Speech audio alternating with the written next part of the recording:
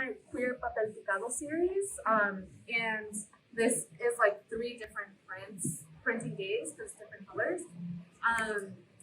So I would say that this print series was really significant to me, because when I started the workshop, I was really like grappling with the idea around like feeling disconnected from ancestry in general, but specifically my queer ancestors.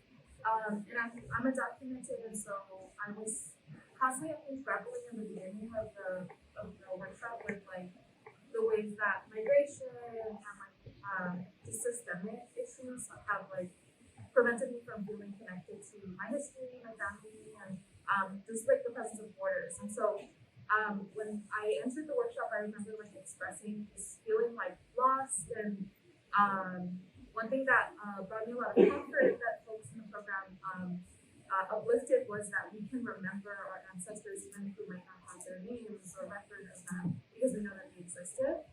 And so then I feel like as a Capricorn, I don't do much like daydreaming. I'm learning to daydream. And so I would catch myself like daydreaming about like what are these queer ancestors, and like what would their experience have been in like the hometown that I had to migrate from. And so I would daydream about like they'd be walking under their like Papel Picado, they would be walking in the plaza. And there's like so much lore I feel like growing up around the places in my hometown. And this, I think times have changed, probably will not be like this whenever I go. But my mom and my grandma both share about how, you know, like teenagers would go to the plaza in my hometown as a way of like meeting other people. And so even to the point where like men walk in one direction around the plaza and then women walk in a different direction around the plaza, and then they ask each other, can we talk? And then that's how we fall in love. And so I was like, I can imagine like my queer ancestors falling in love in this context too, and like the beauty of like romance and like what would their experiences have been.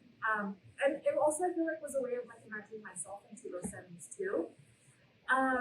So all of these I feel like were kind of like trying to like grasp like how can I celebrate them, how can I remember them and bring them into existence, and also like imagine what they lived and not just like in an abstract way.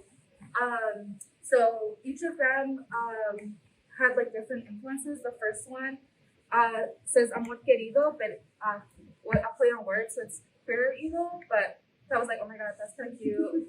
And it has like 2 hummingbirds, which are like such a big representation of like remembering ancestors. And a lot of folks talk about like the like hummingbirds representing like warriors and like a fierceness, but also like a remembrance. And so there definitely is that influence. And then for the second print, it's a Balpux quote, and it says, healing is an act of communion, and very much was channeling that even in this like workshop, and like felt very healing to be in communion creating art with folks in this workshop. And it has pan de muerto, and then like I feel like chatting or chismeando over coffee is such a like collective experience, and so was like even just imagining them doing that. And then finally the last one that I made was it says transcendent, and it's intended to like celebrate trans ancestors. And I feel like just like Baylee has an affinity for the moon, I feel an affinity for the sun. And so just like imagining the brilliance of like trans folks and like our ancestors, and I don't know, it was just like I keep on daydreaming about them. And so I have like I even linked a like playlist that I made about like what kind of music would they be listening to walking in the plaza in my hometown.